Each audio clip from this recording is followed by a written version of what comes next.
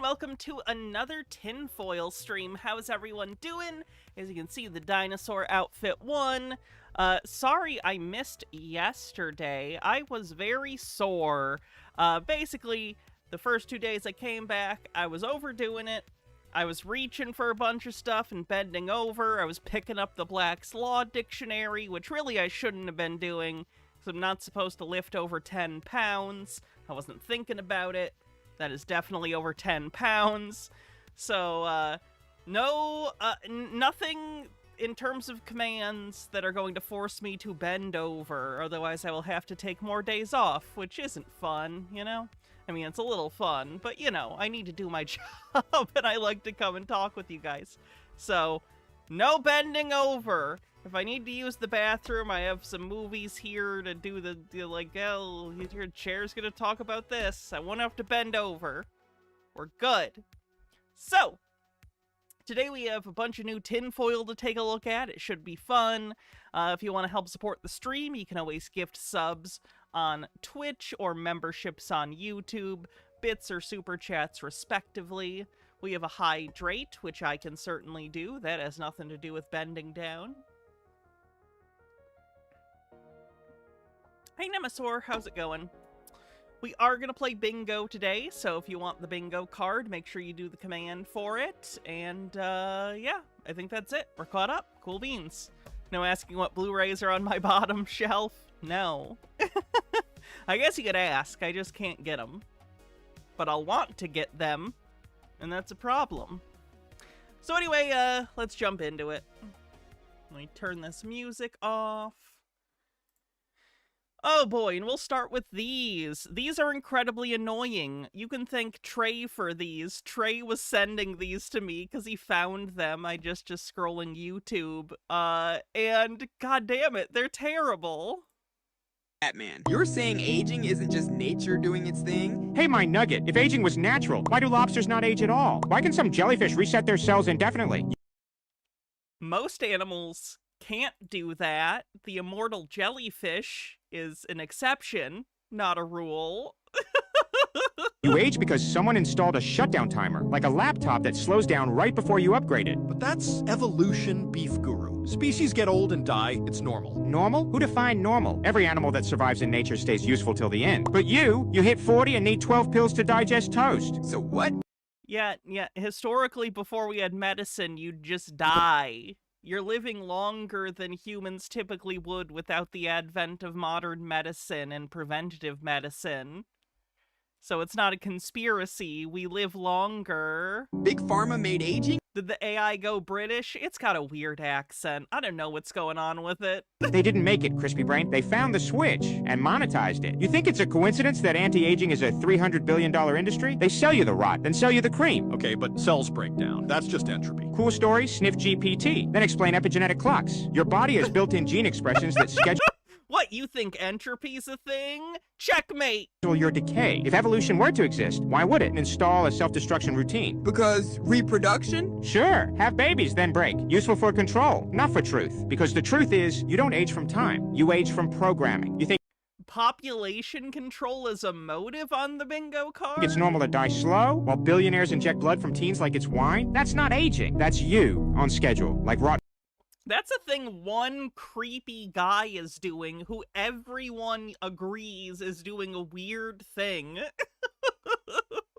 Fruit. You're saying we should just drink bone broth and hope, or what? Pfizer Pup, you moisturize your skin, but Pfizer pup? never touch your mitochondria. That's why you glow, while Can I ban Trey? No, I can't. Trey is useful and funny. dying on schedule. So what should we do? Eat real food that actually fuels you. Raw milk, rare steaks, real eggs, not Raw milk and rare steaks. That'll keep you living forever. plant-based sludge. Touch sunlight because nature heals and cities decay. Damn, so we're not dying. We're being shut down? Exactly, son. Break the routine or get recycled with a smile. Batman, you're saying aging Is this better or worse than current Family Guy? The last Family Guy I saw was the Family Guy Simpsons crossover they did. I don't even know when that was. Like 8 years ago? I don't remember when they did that. Since when did we decide it's normal to outsource our kids for 8 hours a day? outs? 8 hours a day. It turned a little bit Australian or Kiwi there. Not quite sure. Source? Bro, it's not Fiverr. It's school. Everyone does it. Yeah, bro. From age 5 to 18. That's a 13-year internship in NPC training. Exactly, fellas. Peter says, don't be an NPC. Parents think they're educating. In reality, they're handing their bloodline to strangers on a subscription plan. Oh, please. It's not outsourcing. It's structure, education, discipline. Discipline? Fella, at 7 you raise your hand to pee. At 27 you raise your hand to ask for vacation days. That's not discipline. That's cattle Wi-Fi training. Wait, Cattle Wi-Fi training.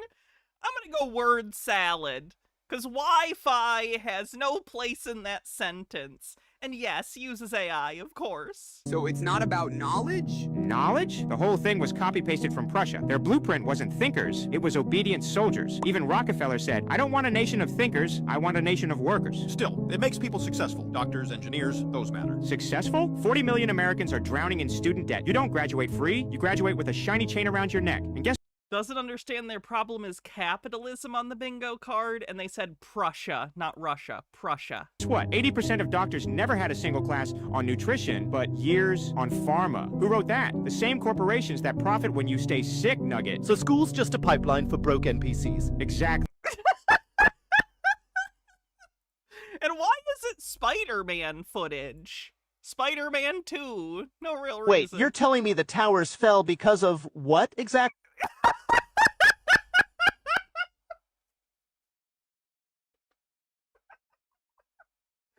You picked Quagmire for this one? 9/11! You picked Quagmire for the 9/11 one? 9/11 out of nowhere on the bingo card. Look, I'm just saying the math doesn't add up. Steel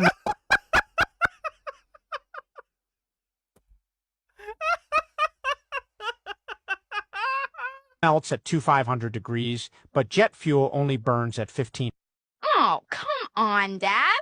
You really think the government would blow up their own building? Shut up, Meg! Buildings don't just fall straight down like that, Meg. That's controlled demolition stuff. But what about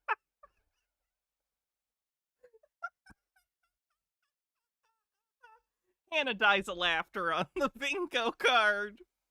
Alright, you got me. You got me with this one. I can't.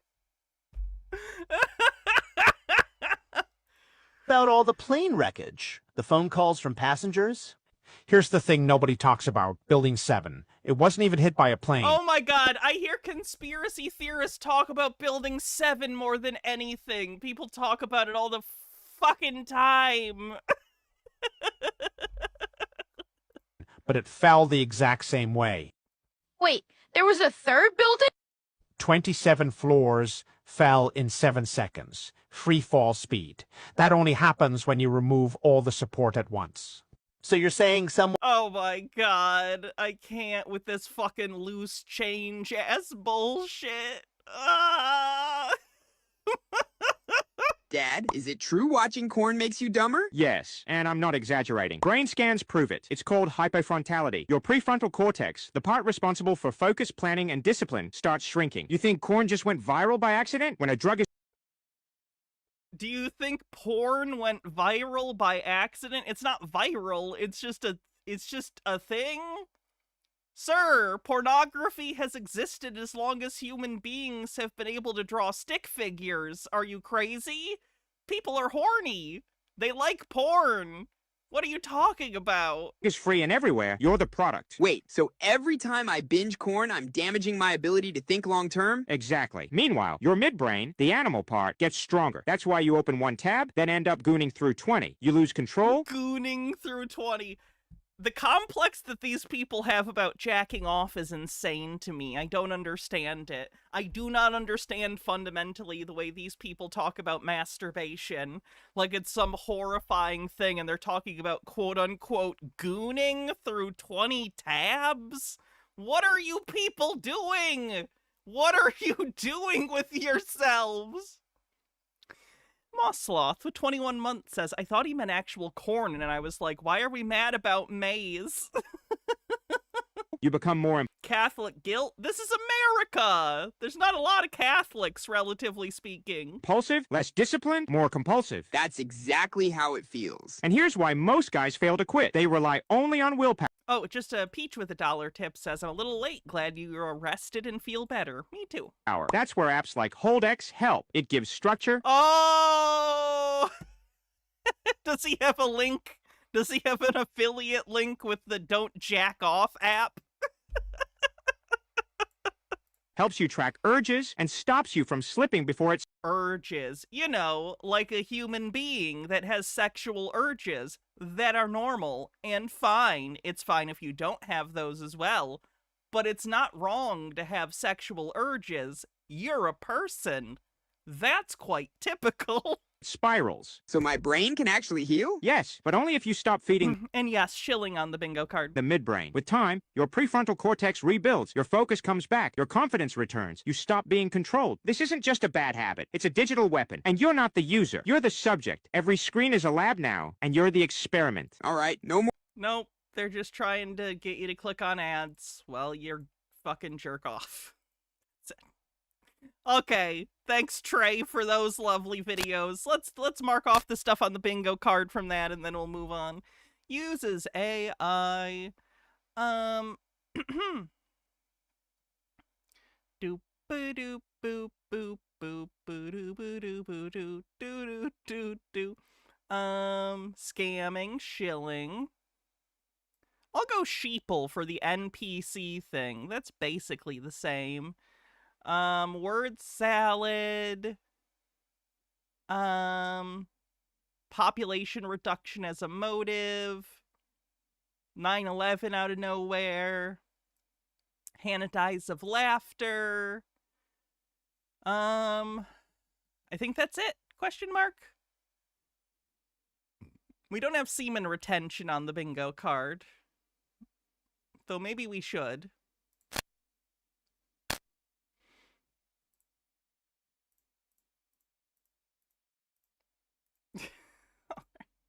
Let's see how this guy's doing. He used to go by the name Jake the Asshole, but he has changed his YouTube channel to Jake the Awake. I assume because the vulgarity was maybe not helping him in the algorithm. So let's check it out. So here's a question that's bound to draw all sorts of different answers. Are you ready? What is this place, man? No, I don't mean this place where I'm at right now. I mean, what is this place? Earth. You're on Earth? Unless you're broadcasting from another place, you're on Earth, sir, a planet in the Milky Way galaxy, in the solar system. I hope that clears it up. To some people, it's not even a question worth asking. Some people take it for granted. They say, oh, well, we're on a spinning spheroid shooting through an infinite space vacuum. Nothing. I mean, we don't know if it's infinite, but virtually, for our purposes, sure. Fennikagami says, I'm begging people to learn what porn addiction actually is. It's not having a fun night every few days. Also, clear projection, because everything they were accusing porn of doing, AI usage does at a way faster rate and seems even harder to quit.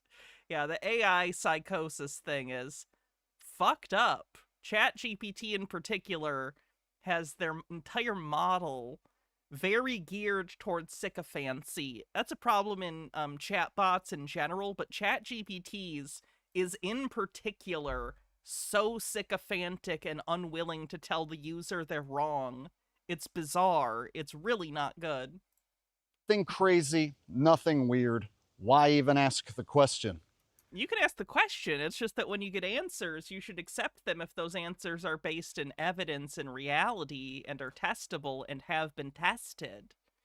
Like, that's fine. You can ask whatever question you want. I firmly believe there's no such thing as a stupid question if you're asking it in earnest and will accept answers that are reasonable. The problem is conspiracy theorists don't ask questions in earnest generally. They use the questions rhetorically in order to gesture towards a conclusion they want you to reach. And then there's those of us like myself who know what GPT users were horrified when the sycophancy went away in the new update. Yeah, they actually had to add a model switcher because a lot of the people who are especially the kind of people who use chatbots like a significant other, they freaked out because it got a lot more formal. It wasn't allowing them to be as interpersonal with the chatbot.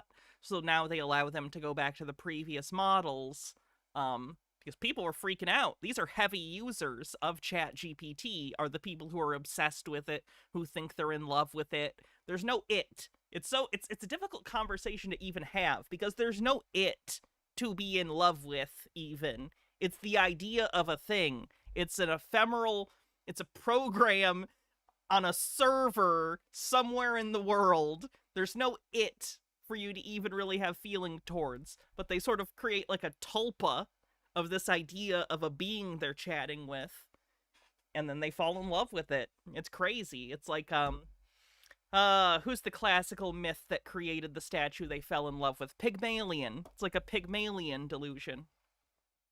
GamerG with 28 months says, great news. Thanks to Hannah's blessings, I got the job and started today. Settling home, enjoying content. Hope recovery is well. Surgery recovery can be frustrating. Thank you. It's going pretty well. I'm really glad you got that job. That's awesome. I had a little setback yesterday. I was in some pain, but I'm doing a little better today. So. what we were told is definitely not what we're living on or in. So what exactly Oh, also, this is random, but I was listening to the third part of the Sovereign Citizen Convention that they finally posted. We'll be going over that sometime later in the week. It's about 4 hours long, so that'll either be a two-parter or just a very long stream. But Cameron, in that video, kind of implied he might be a flat earther. I don't know that to be a fact, but he said something that very much implied he thinks the Earth is flat, so that's fun. is this place? Is it Earth? Is it a realm? Is this a dream? What is that even? This is what I don't get about when people get that, like, let's say philosophical with it and go very literal in terms of like a brain in the jar or like a Descartes, a demon's giving you an illusion, thought experiment, the Plato's cave experiment. When you go this deep into it, it doesn't matter. Guess what? If I'm a brain in a jar, there's no way for me to know that. And there's even fewer ways for me to do anything about it if it was true. So at that point, you might as well throw your imaginary Matrix hands up and just live, man. You know what I mean? I don't know.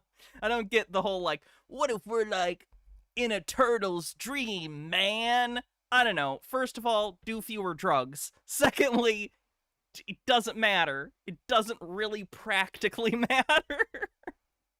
Dr. Worm says, is it solipsistic in here, or is it just me? That's pretty good. Are we living in a simulation?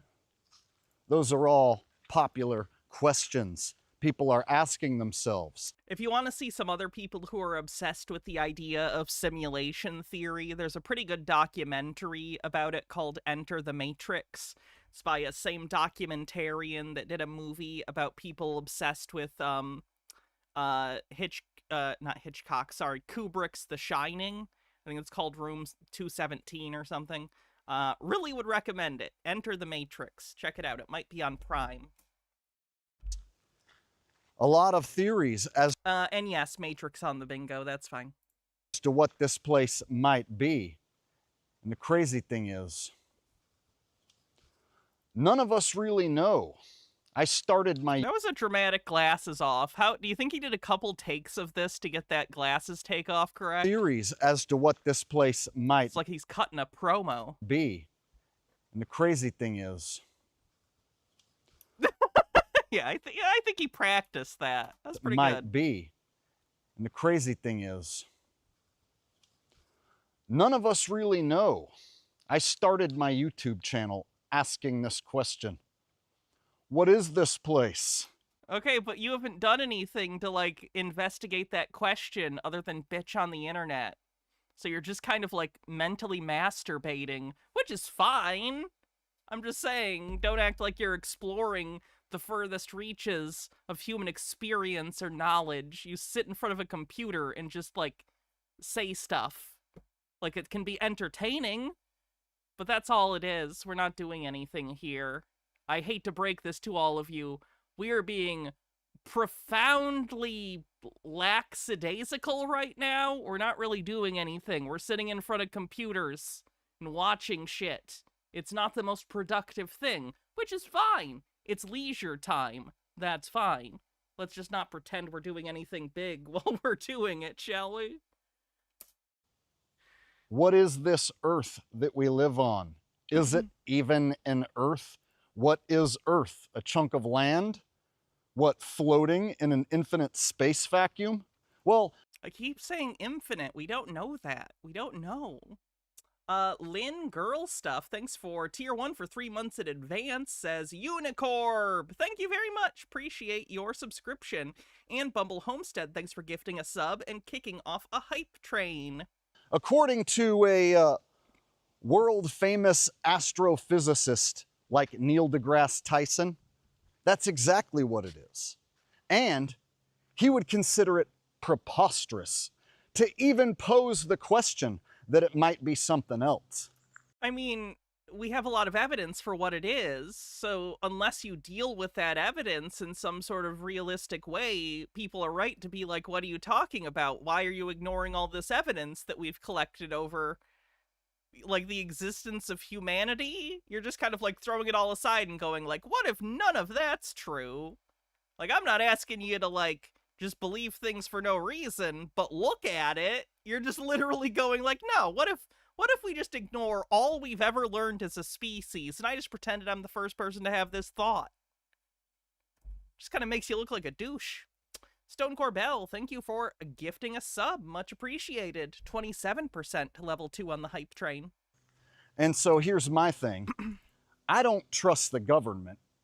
I don't trust what the government tells me about really anything, because the government has been known to lie, and Can I put this out there also for conspiracy theorists? I don't know who needs to hear this. It's not a hot take to say you don't trust the government in 2025. Like in 1986 or something, maybe it would have been a hot take to be like, I'm a tinfoil hat conspiracy theorist and I think the government lies about things. And people would be like, oh, it's 2025. Everyone knows the government lies about shit all the time and does fucked up shit. You're not like unique. You're not a special guy for knowing that the government is often incredibly corrupt. Hello? We are aware. They just say it like it's a crown of like, I'm a special little boy. I know that the government does fucked up shit. We know. Gamer G with the 100 bits says, I want to go to this guy saying the Earth is actually this, and the government is lying. Oh, sorry, something moved it. And the government is lying to you about it, and blow his mind. Oh, the great ice ball theory. I've seen this before. Very funny. Stone Corbell, thank you for gifting 5 tier 1 subs, getting us over level 2 of the hype train. Where did he go? There he is. I have proven 61% to level 3. For myself that the government does indeed lie. So if we are sent to public school and we are all taught that we are on a flying spheroid in an infinite space vacuum. Can I just point out that one of the places I learned that the government has been caught lying is in public school?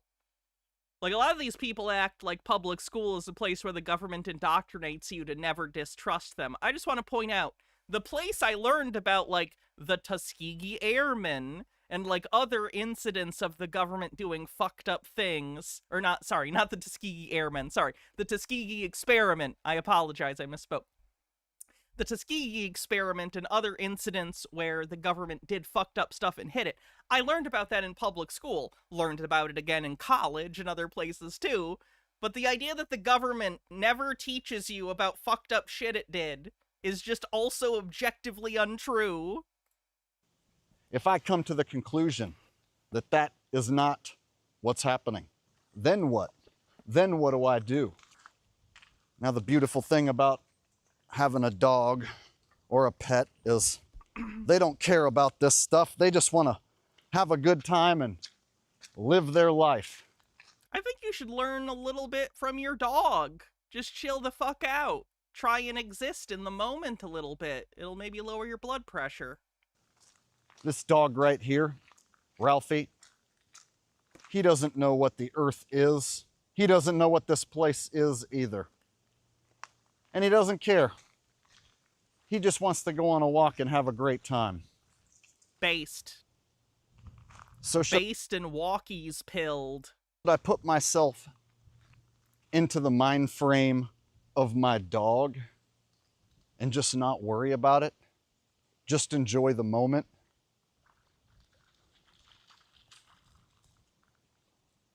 He seems pretty happy, huh? So, I've posed this question. If the Earth isn't what they told us it is, then what exactly is it? What if it is? You ever notice that they never, even the people who are like, I don't claim to know either way, it's always, well, what if it's not what they say it is? If you were truly agnostic about this, wouldn't you do a video sometimes that goes like, what if it is normal, and I'm just a crazy asshole, and we all just sound insane to everyone? Like, if you were truly on the fence and ambivalent about this, you'd make that video occasionally. You know what I mean? Are we living in some sort of a computerized simulation? Is this beautiful place that I'm at right now not really beautiful? Is it just computer code signaling my brain to think that it's beautiful? I guess I would ask, what is the difference in this particular case? Like, if you were in something, you wouldn't even know the nature of the outside of it. So, like, what are you even asking? I don't think the question makes sense from the perspective you're asking it. Nemesaur, thank you so much. You've been so generous for gifting 20 Tier 1 subs, getting us over level 6 of the hype train. Incredible. Thank you, Nemesaur. So perhaps this is a... It's still a damn good steak. Funny thing about that, in that scene, the guy that plays Cypher is a vegetarian, so that's actually not a real steak in that scene. It's a vegan steak. Just funny. Computerized construct. However, perhaps we, us humans, us bags of flesh, perhaps technically we're bags of mostly water. Perhaps we are the organic material within the computerized simulation. Have you ever thought of that? We are the organic material. We are the experiment within the giant computer simulation. I find that to be narcissistic too. Even if we were in a simulation, whatever that would even mean given the confines of your limited experience within such a thing. Why do you think it would be about you? Why would it have to be about humans, you weird narcissist? What if it's about wombats? If it was a simulation and it was like, we're looking at wombats and we need a whole world and they happen to have us in it. I don't know. Just saying. People are very self-centered. Or perhaps that's completely wrong. Steve with a Q says, the problem with simulation theory is that even if it was true and you learn to prove it and escape the simulation, the very nature of the theory means you're most likely to escape into another simulation. It's simulations all the way down. Have you seen the film The 13th Floor? Now you shouldn't, because I guess I just spoiled it.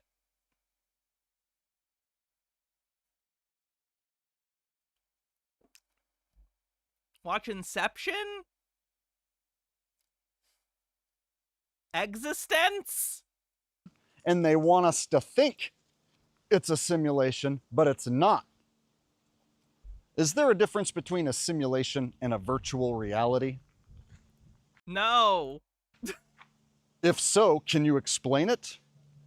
One was featured in the hit film Lawnmower Man. Is this a virtual reality? Is this a virtual construct? Where exactly do we live? What is this place, man? What is this place, man? I'm very deep. Please give me money. Why the didgeridoo? What are we didgeridoing? Fucking stop! You're not Australian.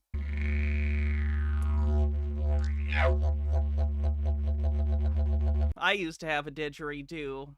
It was profoundly offensive for me to play it. So guys, the whole reason I made this video was to pose the question to you. What is this place? Let me know in the comments section down below. The Lawnmower Man was successful. It had a sequel. Yeah, Lawnmower Man 2, Joel's War. You coming to me thinking I don't know the name of the sequel to Lawnmower Man with Pierce Brosnan? What you guys think this place is. I want to know. I don't know, so I want to know. And perhaps you guys have some information about what this realm is that I haven't thought of. So I'm posing the question to you guys. What do you think this is? Do you think... What are we fucking outsourcing content now? This is bullshit. Imagine if I came on stream and I was like, aren't conspiracy theories shit, chat? All right, talk amongst yourselves. I'll see you next week. Like, have something to say.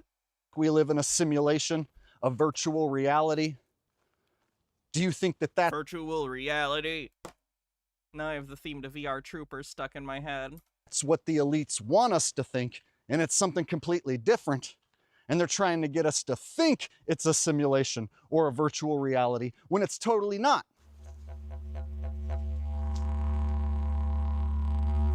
Thanks for the hype train, everyone.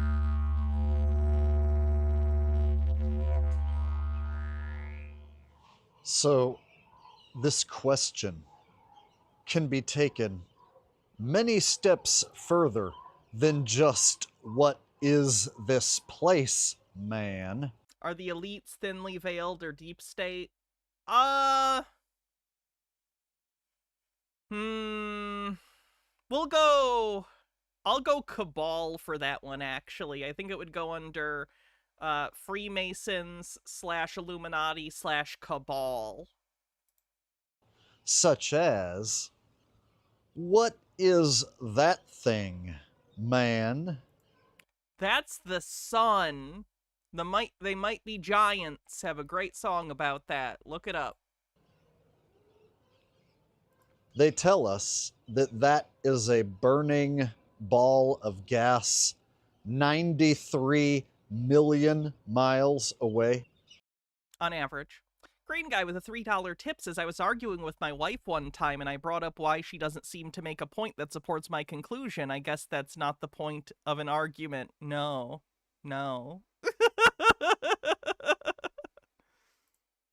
That's what we're told. That's what we're taught. Basically, anyone who goes to public school, private school, college, they're going to teach you that that is a burning ball of... Again, what do you mean by burning? Because it's not combusting. It's nuclear. Gas 93 million miles away. Well, I personally do not believe that at all. Okay, that's weird. That's wrong. But you're allowed to believe that, I guess. In fact, I know it is not a burning ball of gas. Why do you know? What do you mean you know? I hate when people say they know something. What do you mean you know that? Explain to me what you think the difference between knowledge and belief is. Please, I'm begging you. 93 million miles away. But here's the problem. I don't know what that is, man. I do not know what that is, and I'm flabbergasted by what it does and how it operates. Meanwhile, there's people who accept the story that that is a burning ball of gas 93 million miles away. Get You could, like, read a book and find out why we believe that. Like, why is that what we believe generally in science? You could read a book. I'm sure there's plenty of documentaries about it. Like, you have access. This pains me. It pains me. And I know that to some extent it's a signal to noise ratio problem, but we have more access to information than any group of people in human history. Literally, it's a miracle every day that we can get up and have access to more information than our ancestors would come across in their entire lifetime in an afternoon. I surround myself with the ephemera of the culture of the last 100 years and find myself enriched by the experiences and stories of other people. And yet people will go out here and just act like we have no information for them. And it's very frustrating. Jesse with a $5 super chat says, the sun is a mass of incandescent gas, a giant nuclear furnace where hydrogen is built into helium at a temperature of millions of degrees. The sun is, yeah, that's good. out of town. Did the They Might Be Giants name themselves after the Sherlock Holmes movie from the 70s? Pseudo Sherlock Holmes movie? I don't want to explain that. I don't have the time. And you know what? If I say I don't believe the mainstream story, the mainstream science story, that this is 93 million miles away, yeah, I don't believe it. And because I don't believe that, there's men out there who think I'm a moron. I mean, I don't think you're like the smartest person that's ever existed, but neither am I, so that's okay. GamerG says, actually, the sun is just a really huge light bulb. I have evidence. I love courage.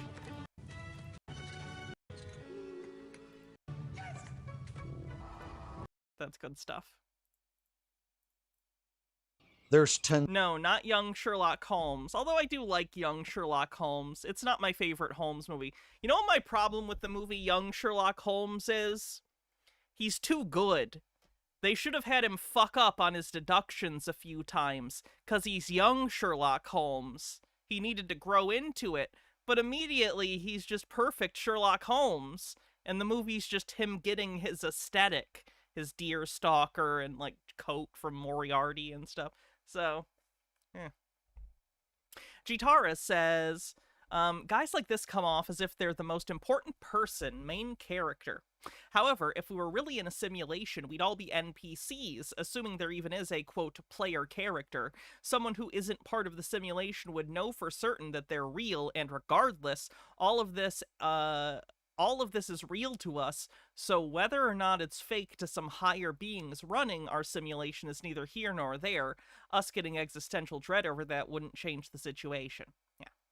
Steve with the Q says, according to Wikipedia, the band assumed the name of the 1971 film They Might Be Giants, starring George C. Scott and Joanne Woodward. That is the film. All right, there you go. tens of millions of people who will think I'm absolutely stupid. They'll say things like, you must have failed science class. You must have flunked out of school. You must have been the No, I usually think if someone's conspiratorial that they probably are socially isolated, they don't have a sense of community, they usually don't have a very high sense of self-esteem or sense of accomplishment. It has less to do with intelligence than you would assume and has more to do with lack of social, and, I don't like hierarchies, but frankly, they exist within society. Usually a feeling that they don't have a place within a social hierarchy. They don't feel like they have a place in the world. They don't feel they have success personally, professionally, romantically, and it leads them into places and spaces where conspiracies are rife. the dumbest kid in school.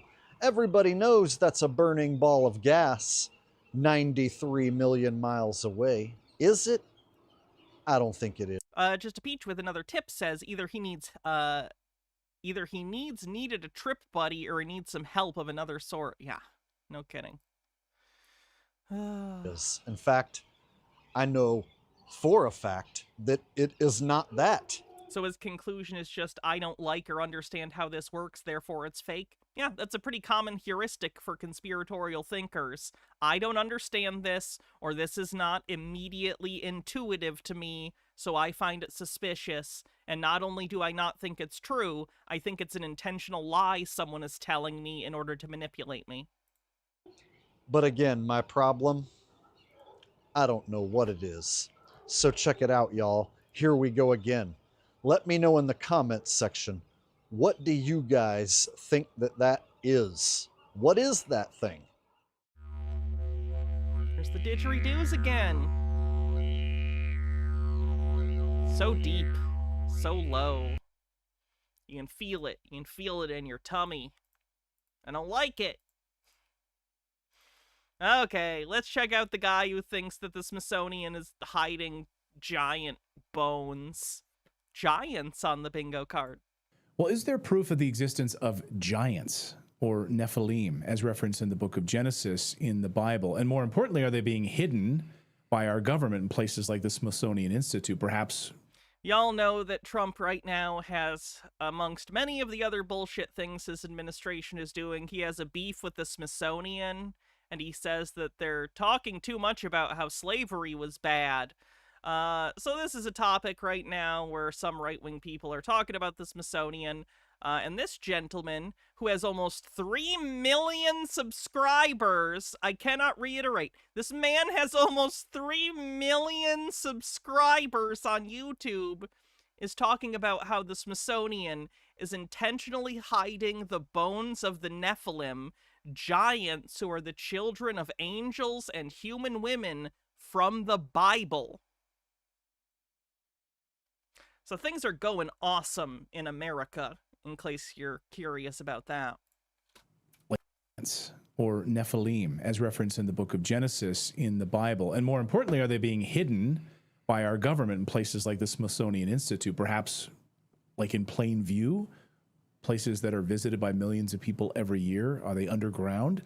What is the government hiding from us with this story? President Trump just called for a full-scale audit of the Smithsonian. So what will we learn from that audit, if anything? Does it relate to... Literally, the audit is supposed to be about him trying to claim that it's woke. It's the same right-wing bullshit where they're trying to change history and our reflection on history to match their delusional sense of American exceptionalism, amongst other things, including getting rid of sections that talk about realities that make them uncomfortable, slavery, colonialism, stuff like that. To giant humanoids.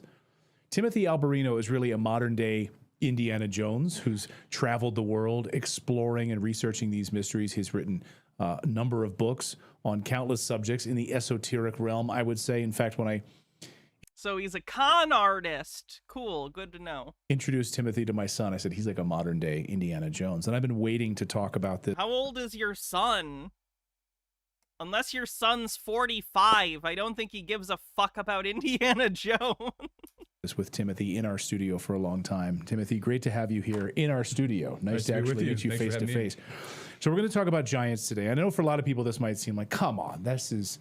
Clayton, I know you talk about aliens, I know you talk about other things, but this seems like incredibly far-fetched. But it's not. And you've been researching, you spent, how many years have you spent researching this subject? Would you Giants say? specifically? Yeah. Probably 15 years. 15. Oh, wow, that's a phenomenal waste of your life. Holy shit. You spent 15 years looking for giants? Are you going to spend the next 15 looking for leprechauns? Holy hell, what a waste of your life. 15 years. And you've traveled the world researching. Yeah. That's incredible. Yep. So when you hear about a story like that President Trump is moving to audit the Smithsonian, what immediately do you think of? Because for a lot of people are thinking, oh, maybe there's exhibits they want to look at. You know, I know CNN is upset with the amount of slavery discussions that might be cut back at the Smithsonian, other things. But my mind goes to the supernatural. Where does yours go?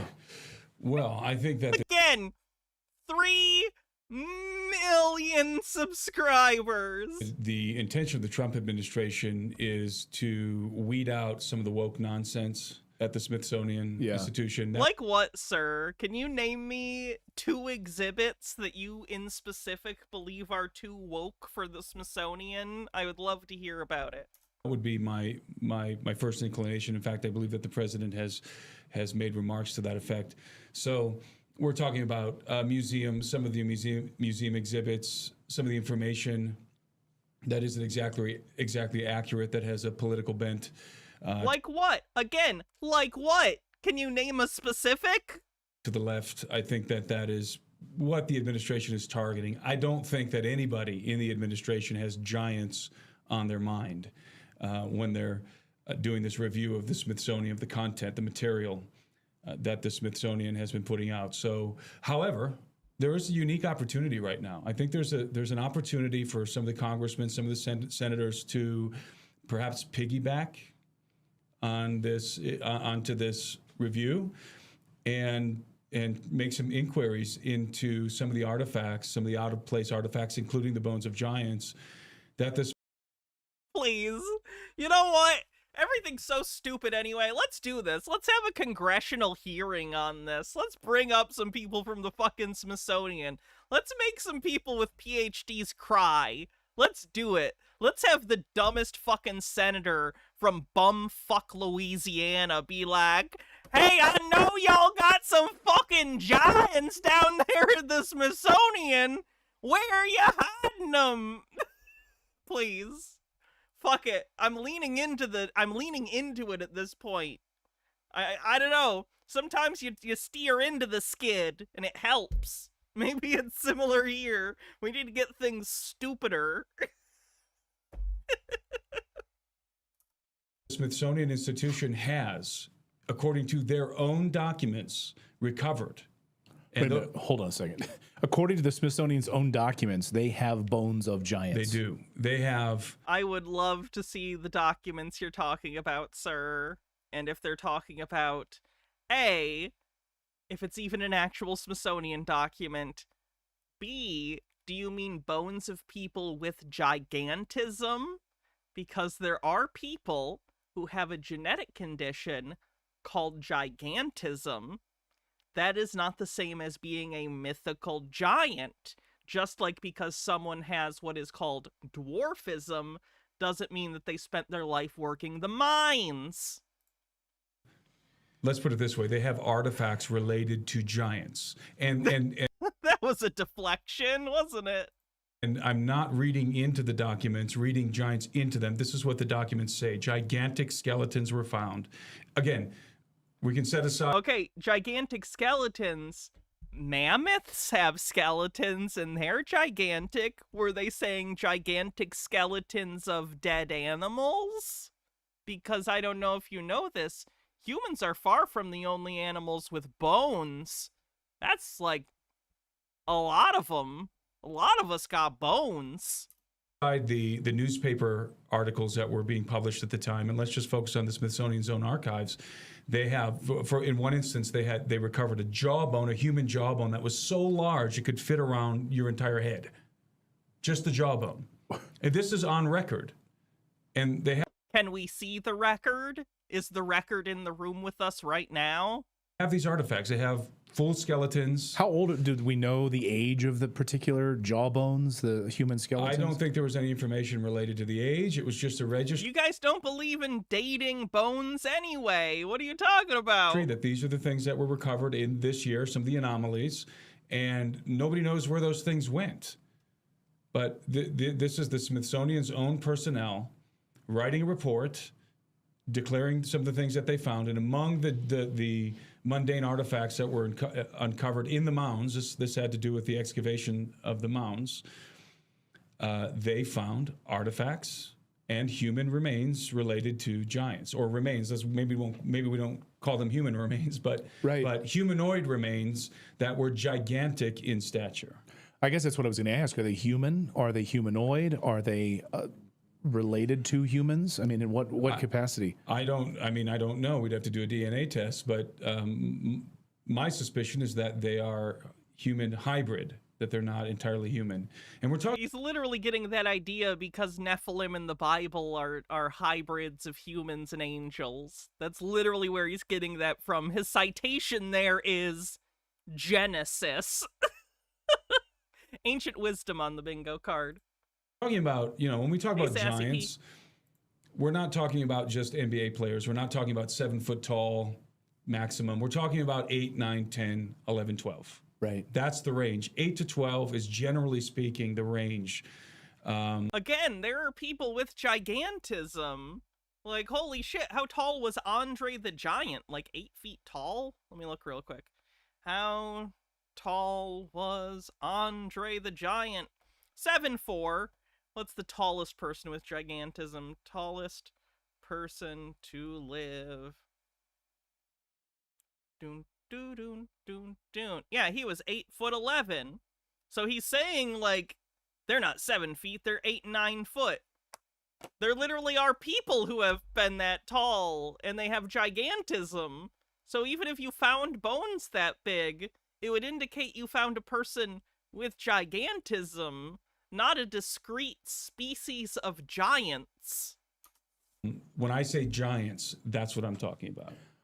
I mean, I guess when I hear this and I hear the old skeletons, so this is maybe in my brain, I'm thinking thousands of years, they're thousands of years old. But are they living among us now? Is there any evidence that they still exist somewhere and we don't know about it? I mean, there's anecdotal evidence. I'm sure you've heard of the famous Kandahar giant incident. Yeah. Can you talk about that? Well, I'm partly responsible for this story, but mainly I was partnered with Steve Quayle for a long time, and we created a company called Gen 6 Productions some years ago. And Steve was in contact with... Did he say January 6th Productions? Oh my god. I'm going to start my new LLC, 9/11 Incorporated. Gentleman who was an active duty AC-30 pilot, or rather C-130 pilot, active duty C-130 pilot. Green guy with a $3 tip says, speaking of bones, I learned today that there's a taxidermized whale from 1865 in Sweden, and people used to be able to climb in the mouth to take a look until a couple was found fucking in it in the 80s. If I die, don't shut down people being able to look at my skeleton if people fuck in my skeleton's mouth. Stop being prudes. I'm dead. It's fine. That's for the civilization of Lilliputians that are going to find this video in 10 million years. If my skeleton's still around, have a party. It's fine. I almost said AC-130. No, it's a C-130 pilot, cargo. And he told Steve this incredible story regarding this giant that he transported from Bagram Air Force, and from Bagram Airfield, rather. Then Steve and I brought him... No, I don't regret saying that. ...in to interview him in our studio for a film that we were making called Holocaust of Giants. And so Steve and I sat down with this individual. Oh, this guy has no tact, huh? Vetted him. We asked him all kind of questions. He showed us his credentials. He was active duty, C-130 pilot. And he related this story for us on camera, and we put it in the film. And to summarize the story, this happened back in 2005. He was always flying missions into Bagram Air Force Base. They would call him in to pick up sensitive cargo, which oftentimes would be Taliban insurgents, high-value cargo. And he thought this was just a routine mission. He flies into Bagram, and he has, of course, his flight crew, his load master with him. But this time it was different because when they landed on the tarmac, he was met on the tarmac by a couple of individuals who he believes were either Army intelligence or Air Force intelligence. And they immediately told him, no pictures, this never happened. So this was unique. He wasn't usually met on the tarmac by intelligence officers. In this case, he's met by intelligence officers. And so he knew right away, whatever he's picking up today is something really, really high value. So they escort him over to the hangar. And as he's approaching the hangar, he sees a Conveniently no documentation for this story. Also convenient that he was expressly told by intelligence to not take any pictures or anything, but he apparently went on to tell people this story on podcasts, and he's fine. He didn't get arrested or killed or anything. It's definitely a thing that really happened. a large pallet, one of those air cargo pallets. It was 9 foot long, those air cargo pallets. And there's a tarp covering something. And as he gets closer, he realizes that what this tarp is covering is a body, a humanoid body. And the first thing that he said, and when we interviewed him, was the first thing that hit him was the odor. It was a very pungent, powerful odor. That it was like very, very powerful BO mixed with death or something like that. It was very, very pungent. Question, why wouldn't they put it in a box? If it's so secret, no one's supposed to see it. Why did they just throw a tarp over it and go, yep, that'll do it? They could put him in a box. Like, just find a box. And as he approached the cargo, he realized it was humanoid and that this individual was humongous. He was in the fetal position, partially covered by the tarp. His head was sticking out, his hands were sticking out, and his feet were sticking out. And to be clear, he, like, smells bad, so he's not bones. He's like a rotting corpse. So did he die recently? Mind you, 9 foot long. That's how long these air cargo pallets are. So immediately the pilot estimated his size. He had to be at least 10 feet tall. Right, 10 to 12 feet tall. Yeah. He's in the fetal position and he's sticking off of a 9 foot long pallet. So when he gets up to him, he's able to take a closer look. This giant has red hair. His skin is pale. He has 6 fingers on his hands. He has 6 toes on his feet, which again are. So to be clear, once again, he's not allowed to take pictures. He's not supposed to ask questions. But he's just snooping around the big secret thing, the secret thing no one is supposed to know about, that they just threw a tarp over. He's now actively looking at it. He has moved the tarp, which is, I guess, it's the security tarp to keep this from happening. But he's moved the security tarp with enough time to be like, that's how tall this person is. Let's count the number of fingers. He's able to move the security tarp. No one notices. No one stops him. No one says anything. hanging out of the tarp. His feet are wrapped with like a crude canvas wrapping. And there were some guys, some soldiers standing around the body. And when he inquired... Oh, okay. So there are people who should tell him, hey, fucking stop it. This is literally our job, to protect this thing from being looked at. Stop doing the thing. The only thing we're here to stop. About it, he was told that the word is that this giant had been dead for 1 to 2 days, for a couple of days, and that it. Oh, so they're saying that there are giants alive today. This is not like they went extinct. This is a recently dead giant. This giant was murdered. It had killed a platoon. A whole platoon. A whole platoon of soldiers. With what? Did it have a gun? Was the giant proficient in producing IEDs? Like, what's this idea that giants can just fight people? People have guns. Soldiers, platoons have guns. Being tall doesn't stop. Fuck, Goliath got killed by a rock. A grenade'll do it. I don't know what to tell you.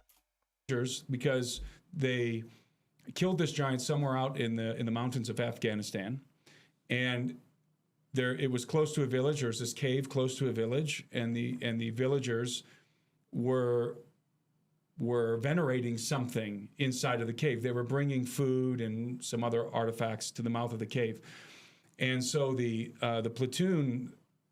They thought that, the Marines, whoever they were, they thought that, well, this village is aiding and abetting the Taliban. So they went in. Right. And when they went in, instead of finding the Taliban, they were confronted with this giant, this, let's say, 10-foot tall red-haired giant, who, according to what the pilot was told, the giant killed them all. And so a second question, why Was it feral? Or was it just he was standing his ground because you invaded his cave home? Platoon was sent in to try and find these guys. And when they went into the cave, again, this comes from what the pilot Should have just told him, it's okay, we're nobody, we're just gonna get out of here. Would have worked out fine. was told when he was standing there looking at this body at Bagram Airfield. He was told that when the second platoon went in, the giant was eating on some of the dead bodies from the first platoon. Again, guns! Soldiers have guns! Rick M with a link. As the minuteness of the parts formed a great hindrance to my speed, I resolved, therefore, to make the creature of a gigantic stature. Of course. That would simplify everything. I actually think that's a good justification, by the way. Like, outside of how hilarious young Frankenstein is, it's actually, when you, like, just look at the stuff that isn't the jokes, and it's full of great jokes, it's a good Frankenstein movie. I'm serious. In other words, his veins, his feet, his hands, his organs would all have to be increased in size. Exactly. He would have an enormous Schwanzstücke.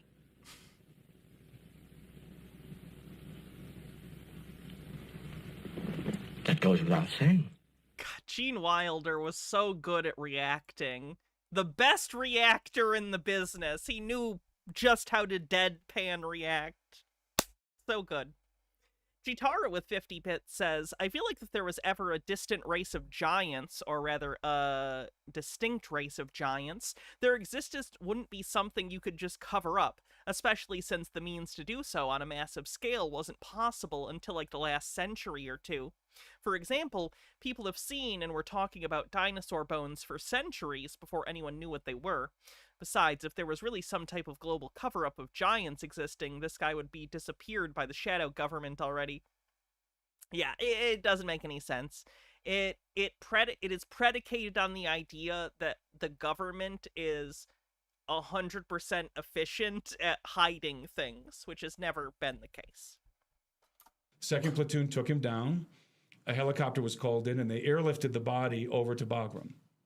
I will say one more thing about Young Frankenstein. The funniest piece of physical comedy in that movie, and genuinely one of the best pieces of comedic timing, I think, in history, is when Gene Wilder is doing his rant at the beginning of the movie, and he has the scalpel, and he's yelling, and he's yelling, and he's yelling, and then he stabs it into his leg, and he doesn't react, and then he just realizes what he's done, looks, takes his hand, lets it off for just a second so you can see that it stands there on its own, and he goes back.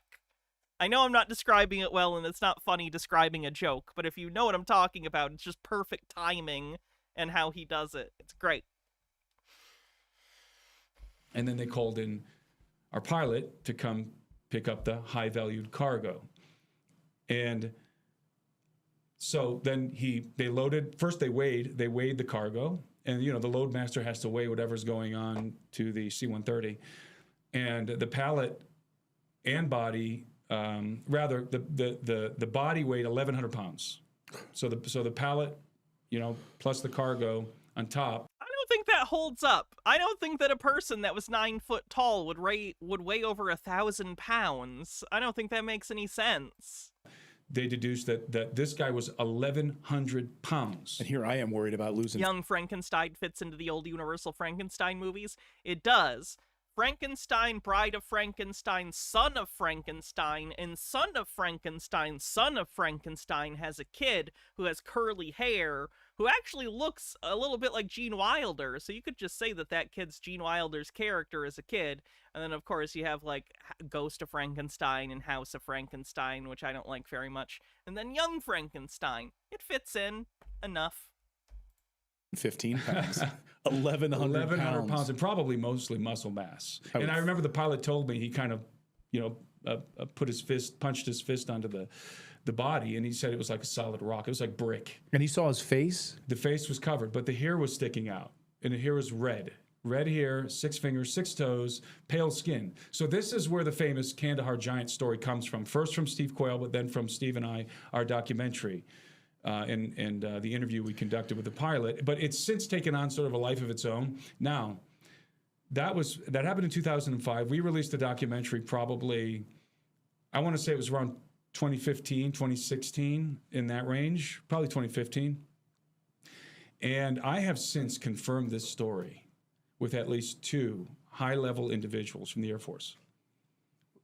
And it's not just about the giant. I think what tricks some people is that they tend to trust individual people, and then they will start to take their word as evidence.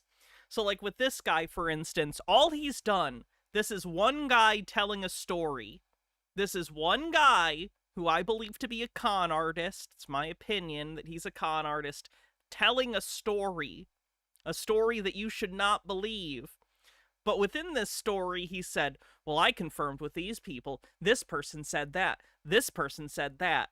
And because he's referencing other people, it lends credence. It makes it feel like it's sourced by more people, but it's not.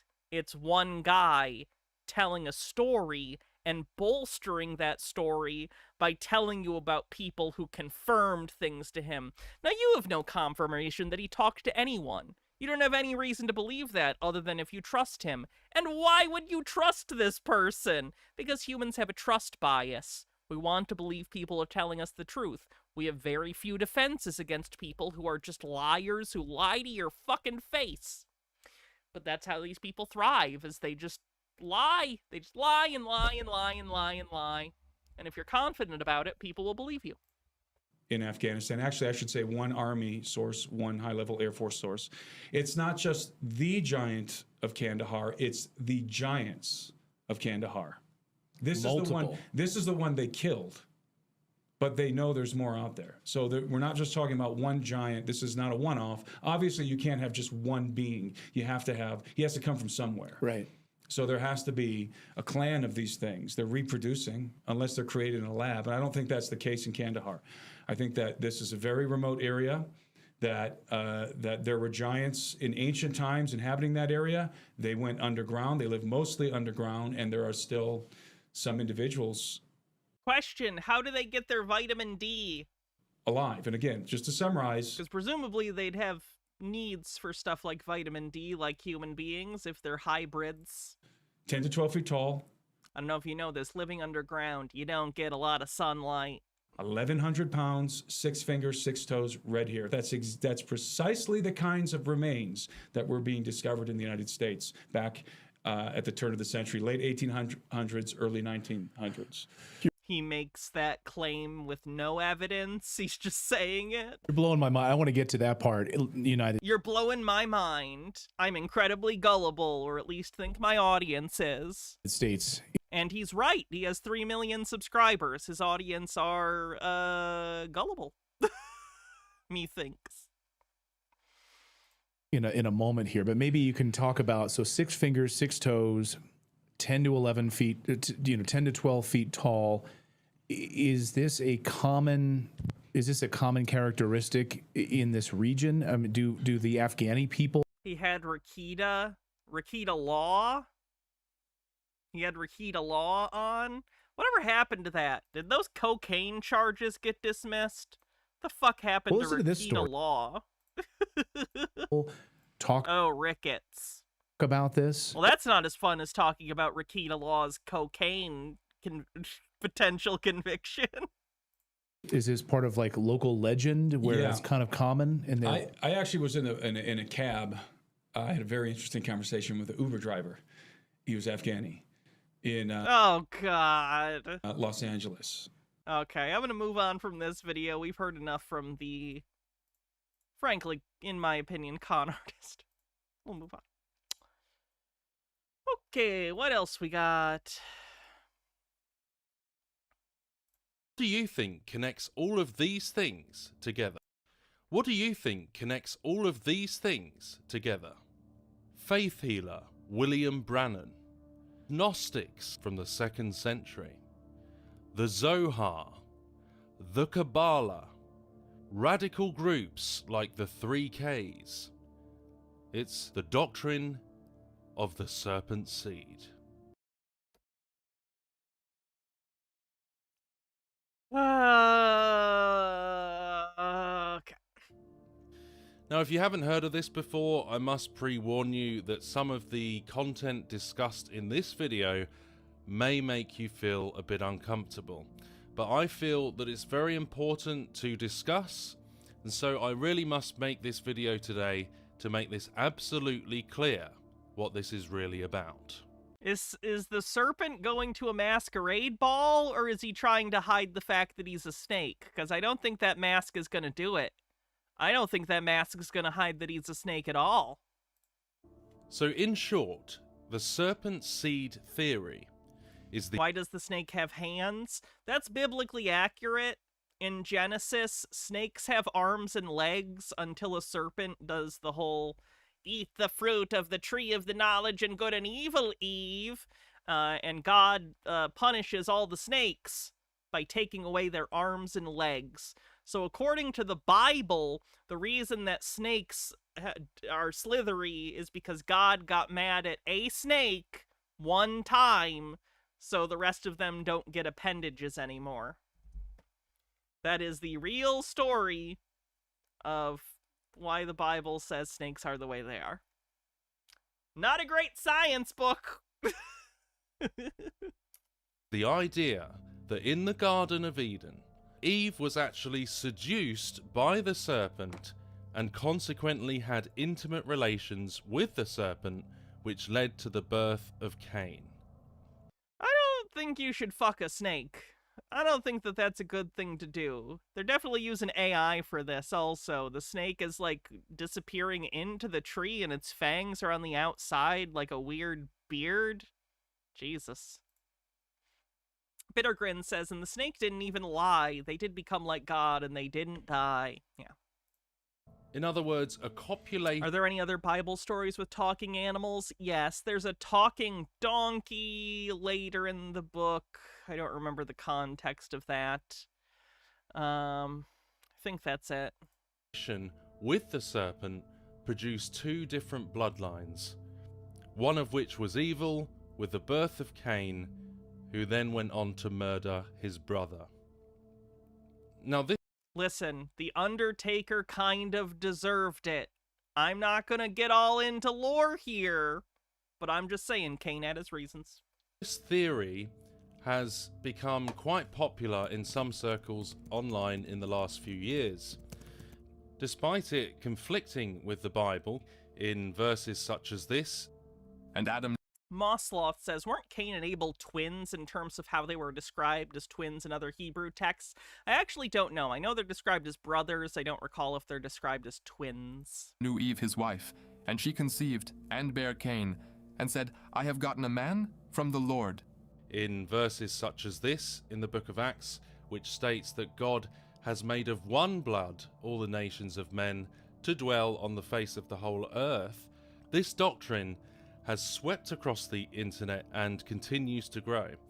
But if these concepts didn't come from the Bible, then where did this idea actually come from?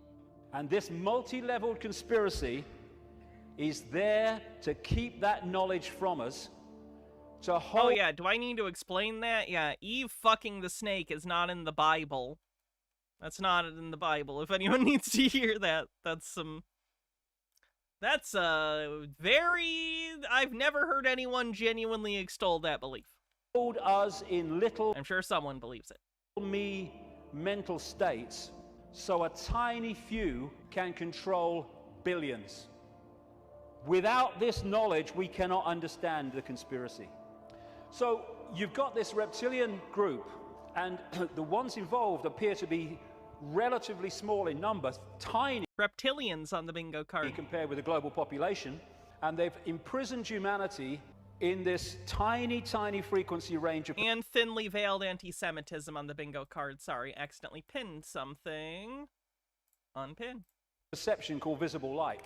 Gnostics falsely believe that salvation comes from hidden knowledge.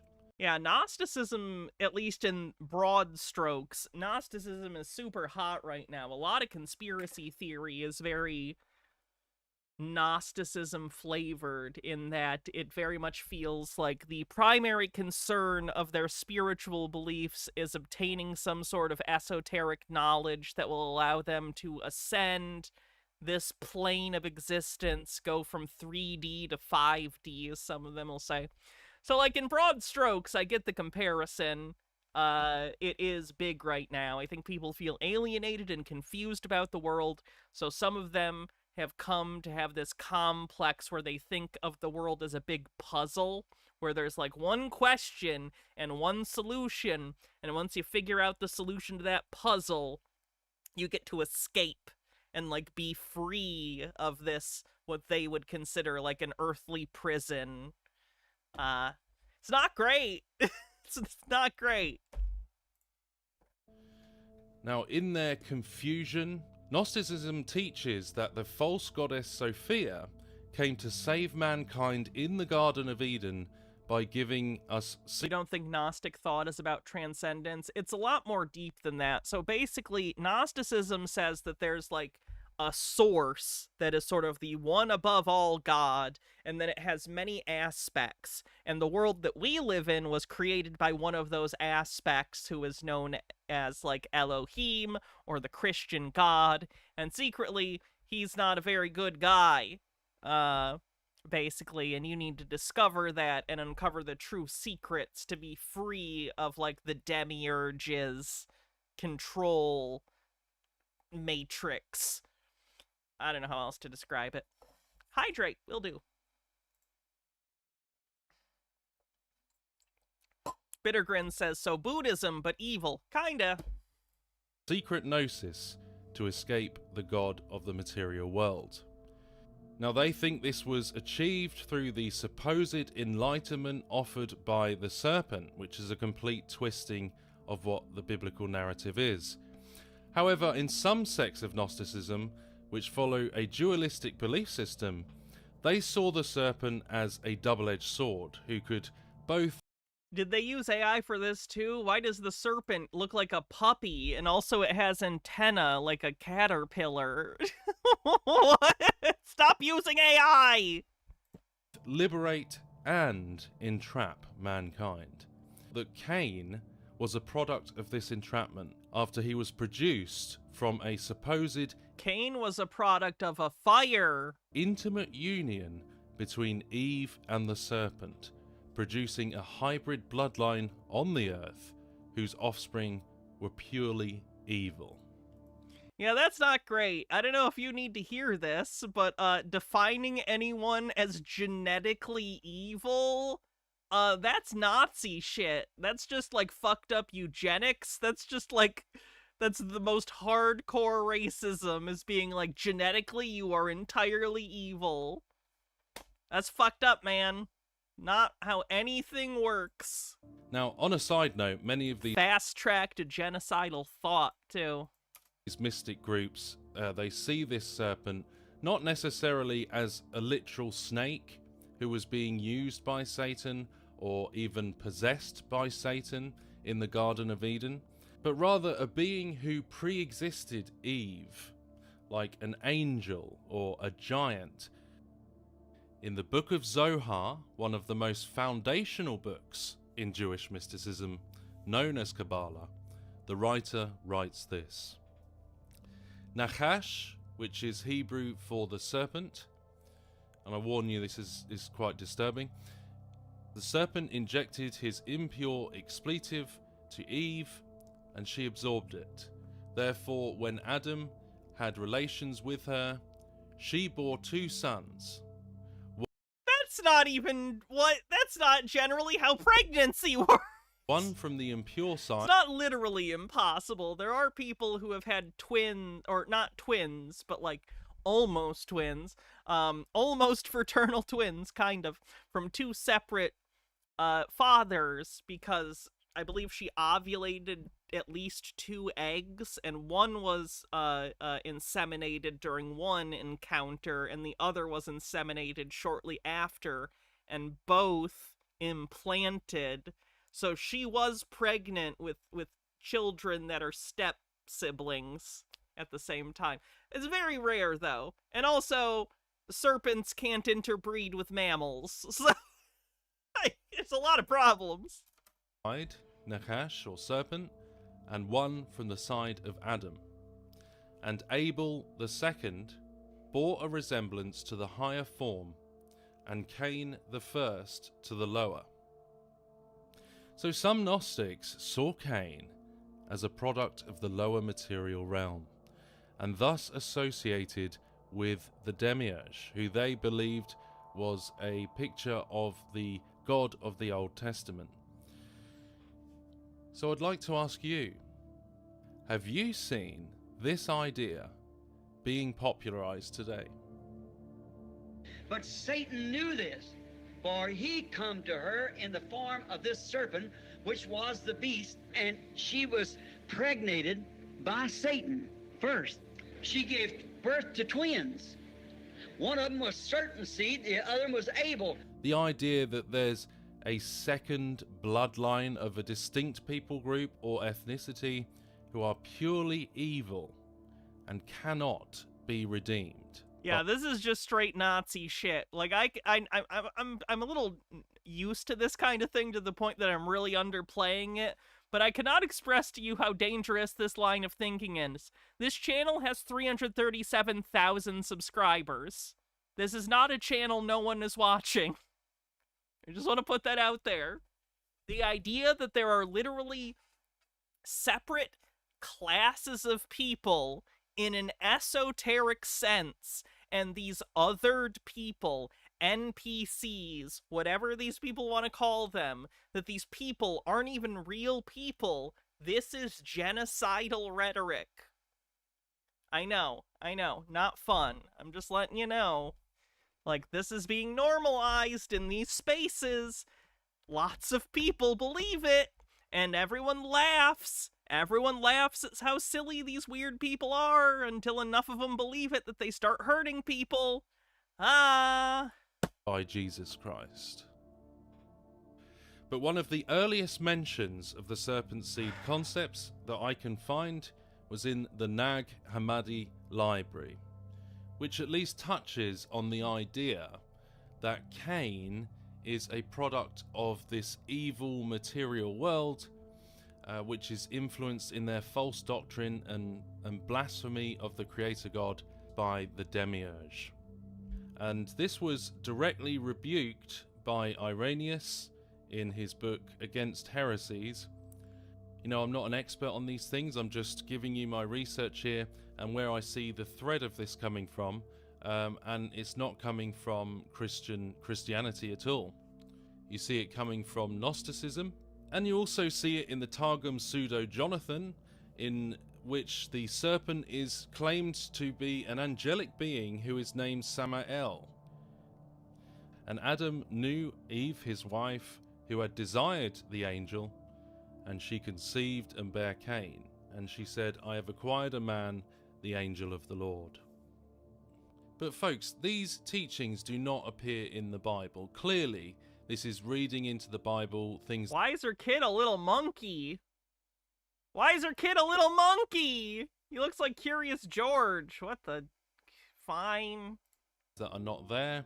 It's also, the angel looks like Snape or something. God, I fucking hate AI. Mysticism. And with the Babylonian Talmud here, there's a potential mention. It says, what evil, however, could be involved here? That of infusing her with sensual lust. For R. Johanan stated, when the serpent copulated with Eve, he infused her with lust.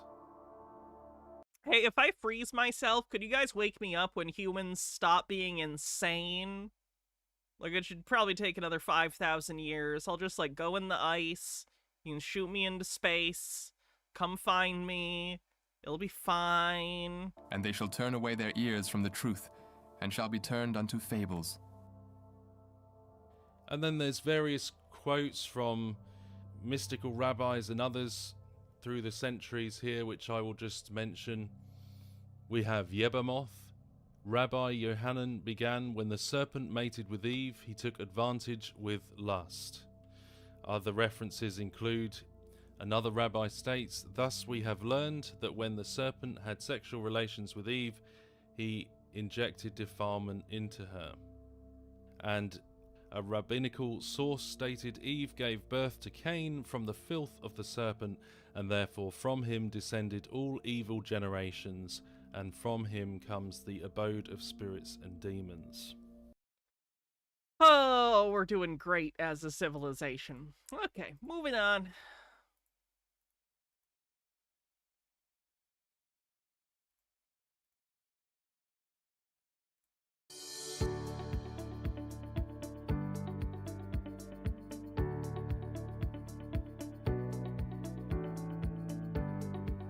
Now, this person is not a shaman, she's not a clairvoyant, she's not a psychic, and yet somehow she'd managed to download more than 40 precise pieces of information for that group of people.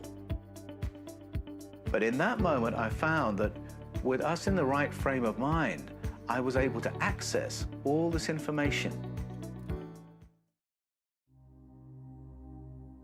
In the late 19th century, a new generation of esoteric writers began exploring the concept of the Akashic Record. Would have been cooler if they didn't. The word Akasha is a Sanskrit word meaning space or ether. Russian philosopher Helena Petrovna Blavatsky described Akasha as an all-pervading life force with the imprint of all human thought and action encoded within it. I don't want to touch a record of all human thought. Do you know all the shit humans think? That thing's gotta be filthy. Alfred Percy Sinnett and Henry Steele Olcott drew on Buddhist ideas and concepts to develop the idea further. In 1889, Charles Webster Leadbeater put forward the idea that in the right state of consciousness, the Akashic Record could be. I'm gonna put this out there. A book with clear pages is not gonna be easy to read, so maybe take a second stab at designing that. Just a thought. Read. These theosophical writers began to put forward the idea that an Akashic record of all human activity can be found in the unifying web of space-time, which they called the etheric plane. I find that to be one of the funnier things that some of these people believe, is that they're so lazy and so allergic to, like, reading real books or doing the barest amount of research that they had to invent this idea of the Akashic record, which is literally just they sit there and they think and they use their imagination to make something up and they go, "Ooh, I got a download from the Akashic record." No, your brain made a thing up. That's literally like our skill as a species, is our brain meat fires electricity and it makes us think things. It's not magic. God damn it. Ancient religions, mystical and shamanic traditions also speak of a metaphysical record of the human story. I wish historically I'd just been born in some period where I could have been a fucking shaman. I'll just say weird shit and get high all day. Come on. This is why life? Instead? Oh no, wait, this is basically the same thing, except fewer drugs. Okay, I guess I'm doing okay. I'm wearing a silly outfit, people listen to me, I say stupid shit. Okay. Okay, maybe I'm doing okay. Islam speaks of the preserved tablet. Christianity speaks of the Lamb's Book of Life. In the Hebrew Scriptures, the psalmist writes that all our days are written in the Book of God. These 19th century philosophers and researchers began to ask if these religious To be clear, you said they were theosophists, not philosophers. Let's not cross those wires. concepts might be a description of a real-world phenomenon open to a more scientific approach. In other words, was this metaphysical archive referred to by Does that make PP a shaman? PP is a shaman of a death cult. Christianity, Judaism, and Islam a closed book, accessible only to esoteric elites and priesthoods? Or was it a reality built into the fabric of the universe and accessible to any who know how? In Australia, supply teaching, or what we call relief teaching, Look at the camera. Who are you talking to right now? Like, imagine if I was just talking like this. Kind of like right past the camera.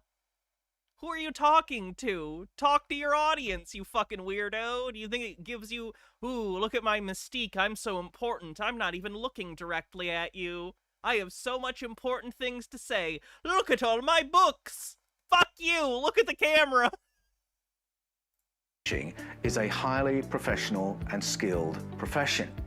You need to have a bachelor's degree in education, and you need very particular skills to go This is nonfiction. You can spike the lens. That's fine. into a class that's never met you before. Those kids couldn't care less about your approval or disapproval, and somehow It makes it seem like a documentary. Well, the thing is, in a documentary, when it's filmed like that, usually it's because it's the kind of documentary where the producer or director or someone is right there and actually having a conversation, like, with the subject, you know? So they're looking at the person questioning them. But, like, he's not. He's just there filming this alone. So he just looks like a dick. in the first few minutes, get them in the palm of your hand so that they are wanting to please you for the rest of the day. Well, my friend went into a class that she'd never taught before, kids she'd never met before, and she thought she'd do something different to get them on side at the beginning of the day. And so she said, in a playful frame of mind, I'm going to tell each one of you 3 facts about yourself. See how many I get right. And she started going round the class. And they were facts like, you have a favorite pair of socks that you're wanting to wear every day, and your mum's always trying to get you to wear a different pair of socks. You've got 4 grandparents, but you've got a very special relationship with your grandpa. So it's like, what's the word I'm thinking of? It's like a horoscope. It's stuff so general it could apply to virtually anyone. Especially because they're little children. You can do this in cold read, not even cold read, just basically make a bunch of generalities about a bunch of adults. Even easier for children, because children, and this isn't like mean, children are simpler than adults. They're developing. So, like, yeah, of course you can go around a room of kids and make general statements about how kids are and get them right. They're kids. We're in charge of them. We understand them. They're simpler than us, correct?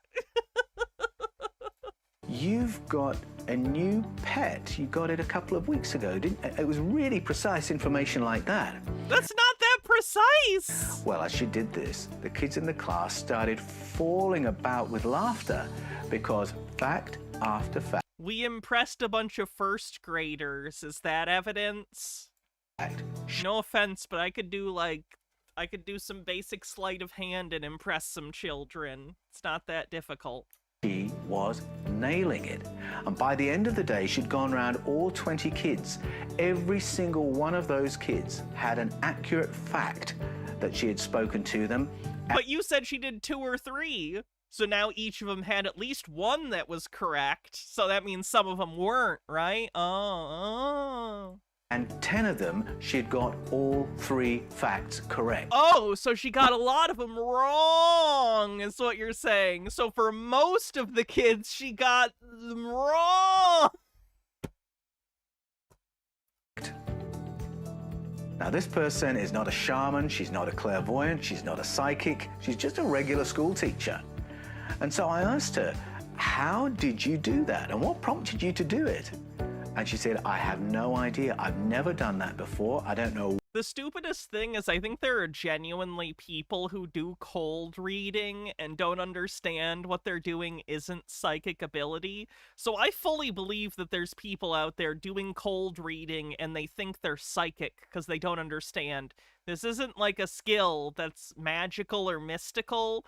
You're making vague assumptions about people, many of which are going to be at least half correct.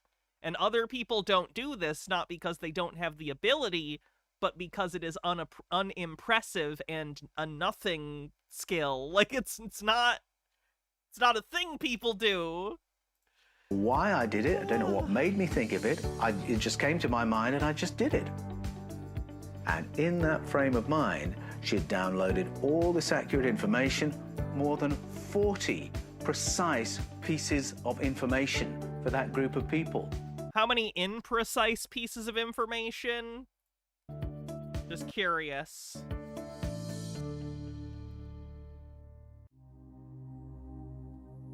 Is it possible that the Akashic record might be a natural property of the universe? No. And that it holds a precise record of human life ready to be accessed, whether by appropriate tools or an amenable state of consciousness? No, but in Spanish this time. But how easy or how difficult might that be? When I wrote Escaping from Eden, I wrote it without a publishing deal. I wrote the book first and then thought, now who would like to publish this? So I sent That's not uncommon, especially in this day and age where tons of people self-publish. it to some publishers that I'd had contact with through my previous books, but it wasn't quite the right fit for them. And I knew I needed to find a publisher that was big enough to be able to respond to the potential demand, and yet specialized enough to have a real interest in human origins and human potential. Once again, this guy has 156,000 subscribers. So as to be able to really run with the book with enthusiasm. And I just couldn't think of who to send it to. So one evening, I asked my wife, Ruth. Now, she's a very intuitive person. And I said, Ruth, could you just spend some time... An intuitive person, you know. A dumbass. ...time in prayer and see if you get some names. Well, Ruth was very busy that evening. She was distracted with a lot of other things, but she said, okay, I'll see what I can get. And about 15 minutes later, she handed me a piece of paper with 5 names on it. First name, surname, 5 full names. And she said, I've never heard of these people, but Google them, see what comes up.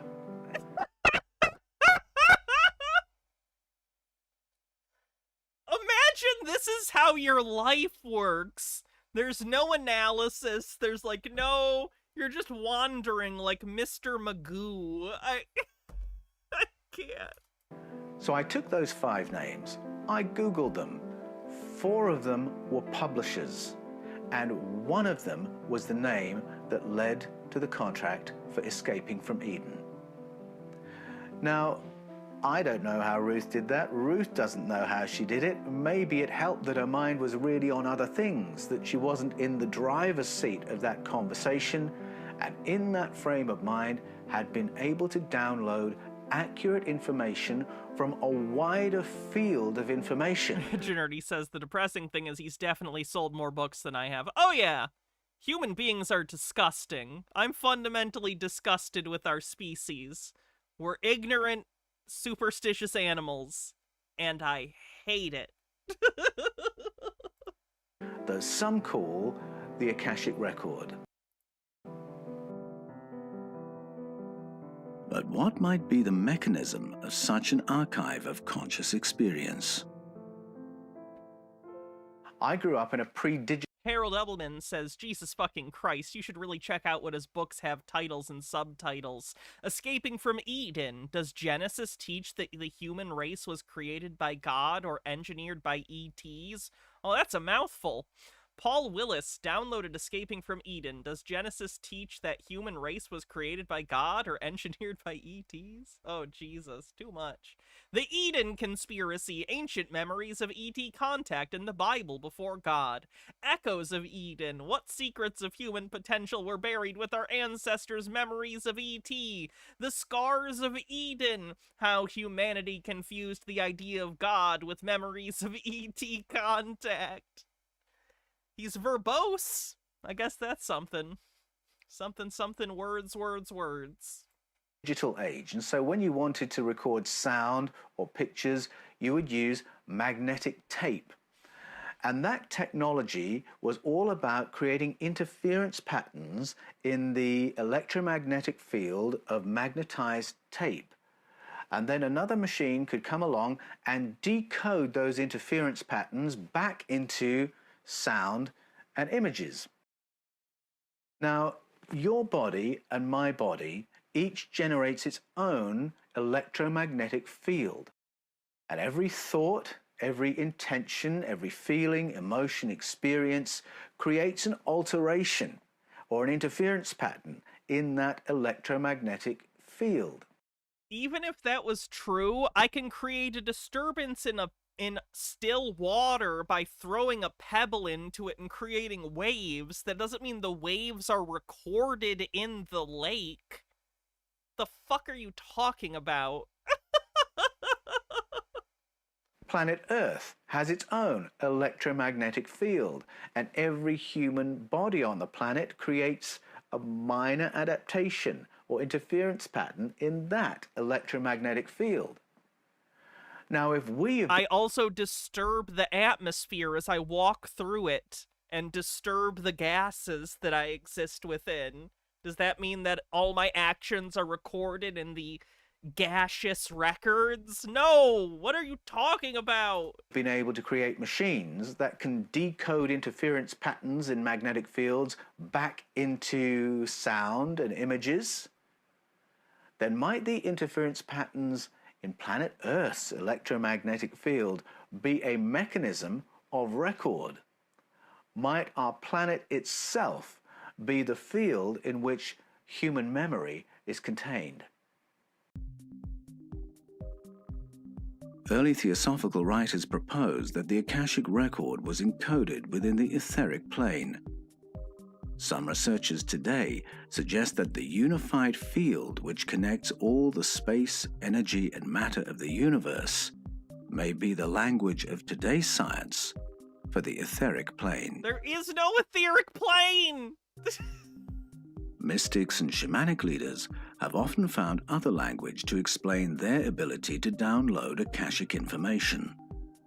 One such was Saint Seraphim of Sarof, a mystic who became renowned. Sometimes I wonder how much of this kind of thing is basically people looking at the history of the world and seeing how much of human culture has just been like, how do I put this? Like a lot of religions and stuff have given us like ideas and art and stuff, and I'm not discounting that. I am discounting the bad things religion has given us, but, like, you know, some cultural stuff that has been good has come out of religion. But I would say, by and large, I wonder how much of this kind of thing is people looking back at human history and going, wow, if none of this is true, we wasted a lot of time on stupid ideas that were nonsense. You know what I mean? Like, really think about how much of human history has been guided by people and civilizations whose entire idea of how everything worked was very wrong, and they wasted their entire lives on projects that were just steeped in nonsense. Like, it's incalculable the amount of human time and effort that has gone into abject bullshit, and really kind of, like, sizing that up. It's hilarious. Like, really think about how much effort and life has gone into all of the stuff that we've believed collectively as humans that isn't true. The wars, the grand monuments. Kinda sucks, right? I don't know. I just wonder if some people fall into this hole of, like, oh, ancient shamans and all these, like, spiritual people had to have been right.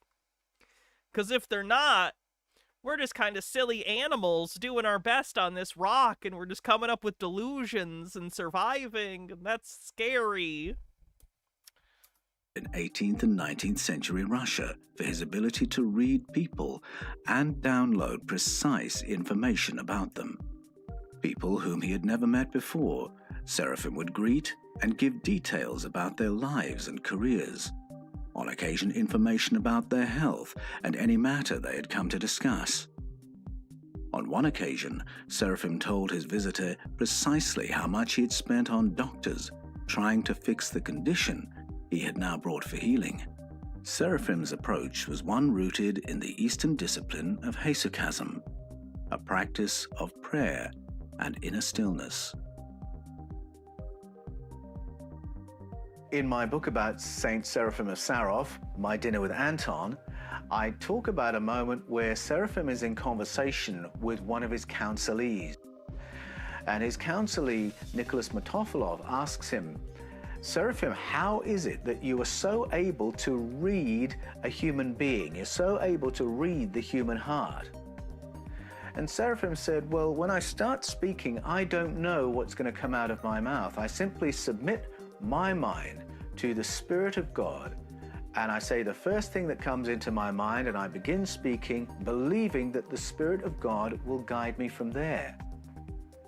Now, it wasn't just an in-the-moment skill, because his was a mind that was really well prepared through a discipline of silence. And yet, in that simple way, speaking the first thing and going from there, he was able to download phenomenally precise information about people time and time again. What are you talking about? Okay, we're getting closer to the end of the stream. Let's see what else we can get in here before we're done. I gotta cut it at around 2 hours again today so I don't overdo it and cause myself to have to take more days off. So let's see what we're doing next.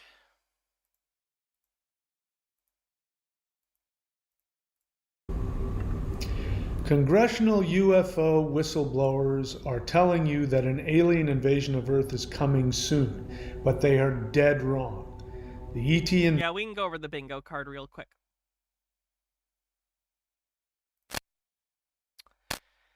Oh, what else have we had? Ancient wisdom for sure.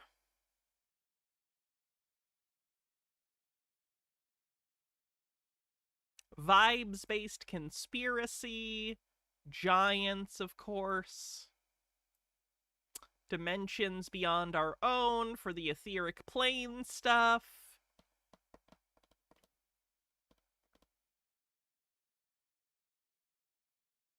Hannah puts head in hands.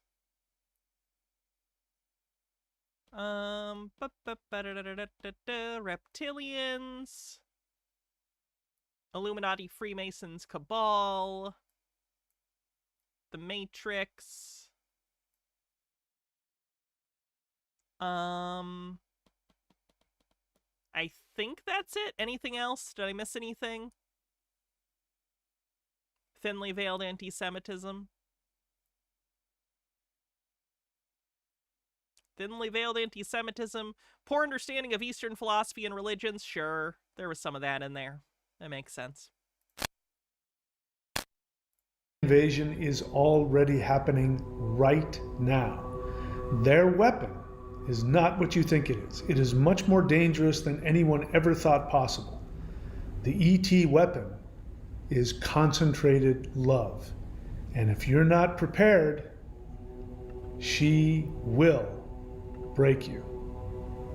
Oh, come on! That's a Navi face. AI, you're not even trying not to do copyright infringement or trademark infringement or whatever.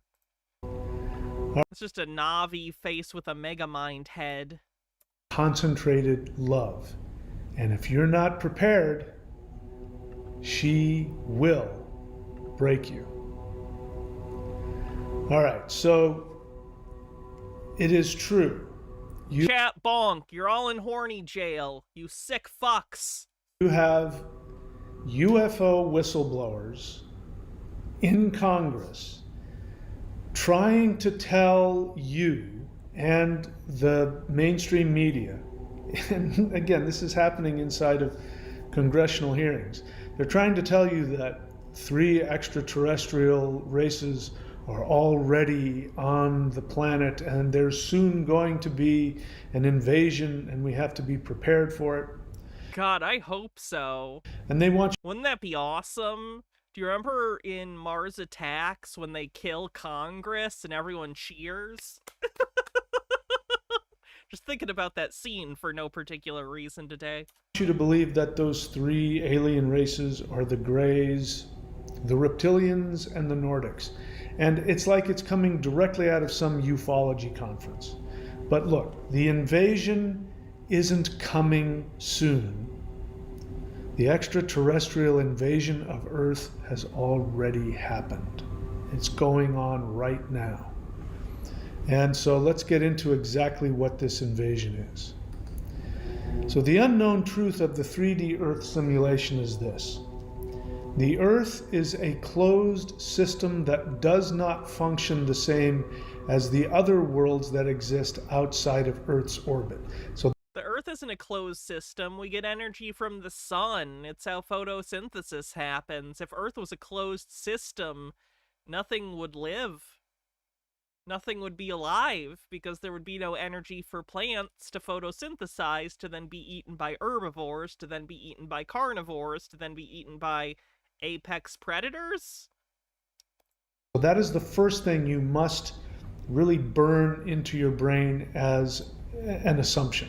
Because the assumption that you naturally have, and the one that is being given to you, is that a scene from Star Trek or Star Wars is about to happen, and that the aliens that are coming to Earth, they are three-dimensional creatures from other planets, and they have nefarious needs, and they're going to come and mine the Earth or use people or breed them or something.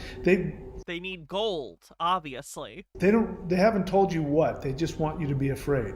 But the assumption is that their worlds are just like ours, and that is not true. I'm here to tell you that the Earth is a closed simulation. It is operating under its own rules. And those same rules that we operate under are not the same as the reality that goes on all of the other planets outside of Earth. So the other assumption is that we think all other planets are just like ours in the same universe, and that's not true.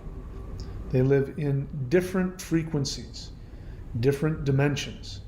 So we need to understand exactly what the differences are so we can understand. There's so much space in our dimension. Why do you have to go to other dimensions to get some sort of nefarious entity for your story? I don't get it. I think it's just because the multiverse is so fucking hot right now. How this ET invasion has already happened and what it is accomplishing and how it is changing Earth. My Universal Monsters sticker is coming off and it makes me sad. So ET worlds all operate on higher frequencies that are opposite to Earth. They operate from intense unconditional love. The Earth operates from fear, self-devaluation, and predatory competition. So those are completely opposite understandings and ways to function. So we function that way because, again, this is a closed system with its own frequency. And within that frequency, the way our minds work is that first off, we have the false impression that we are isolated and alone, which isn't true. We also... Big Wild Blue, what's phony? Jesse with the $5 super chat says, if this is a simulation, then where's the dev room? Where's the money cheat or God mode? I want the one from San Andreas where your car could fly. That'd be pretty sweet. Also operate from fear because we don't know what other beings are thinking. We operate from fear because other beings, other animals might come and... Alright, see you, Big Wild Blue. I'm very confused by this interaction. Have a good day. What? Kill us and eat us or do something horrible to us. We operate from devaluation. Our main focus as human beings is to try and get some value in this world, try to be something, get reputation and money and power. I don't know if that was a conspiracy theorist in chat or just like a crazy person. I don't know what that was. Jade Monkey, thanks for 22 months. Because we feel so powerless.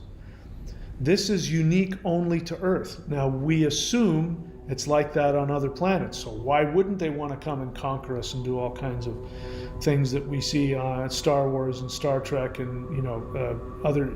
A crazy person on the internet. I never come across those. What are you talking about?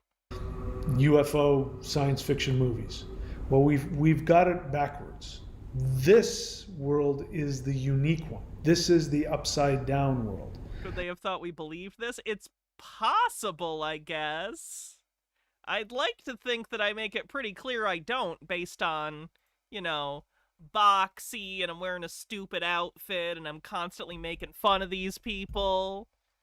You'd think, oh, they just followed me. I thought they said they were gonna leave. They just followed. That's confusing.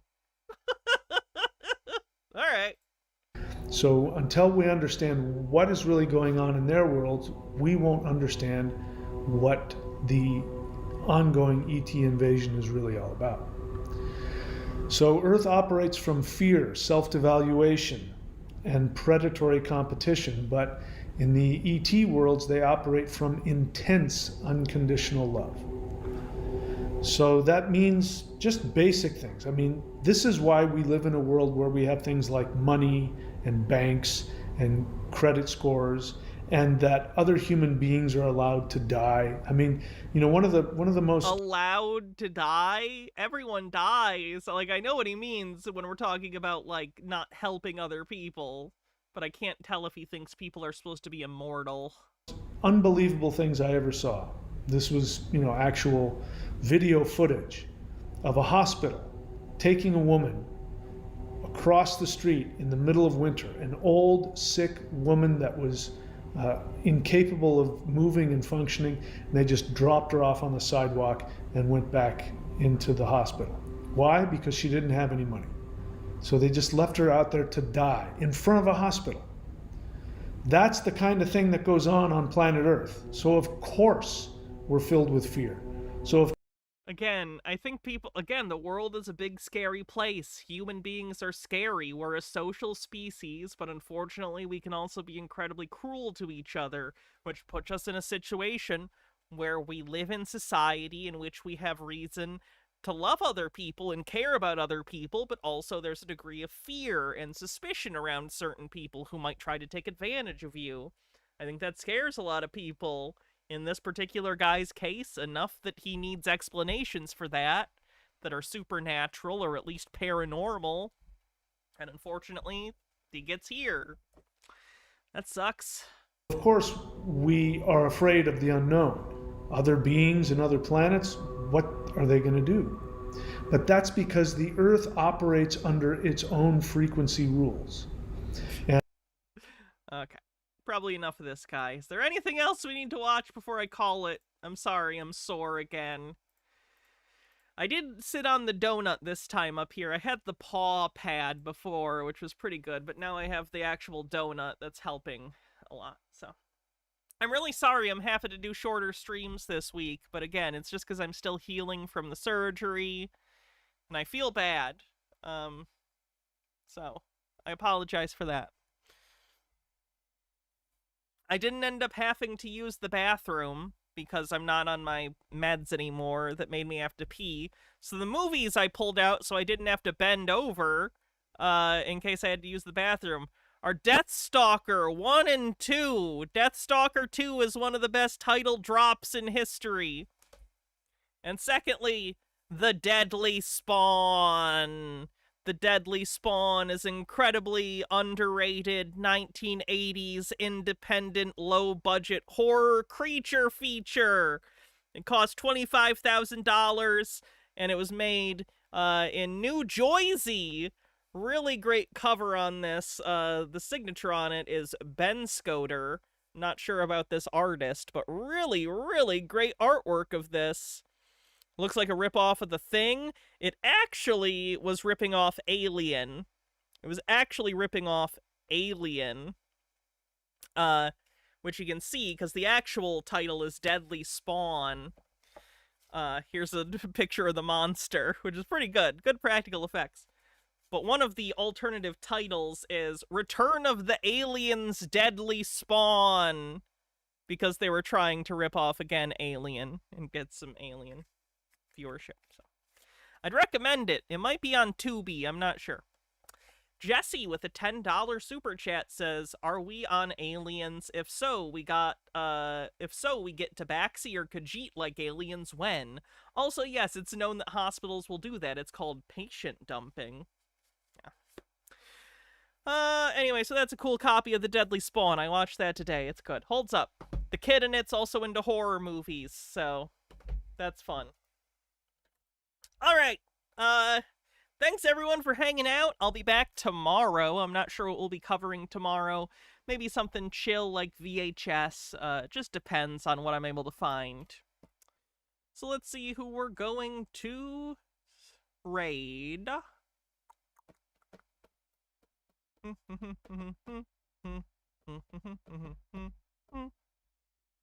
Swell entertainment. Video about seeing Jojo Siwa items at the. All right, have a good night, everyone. Oh, Taylor Swift got engaged. I don't really care about that, but it's a thing that happened, so I feel like I gotta... that happened.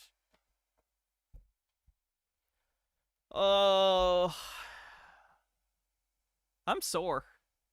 Alright, I'll see you tomorrow. Have a good night, everyone. I'm gonna go ice myself and take a shower. See you later! Bye-bye.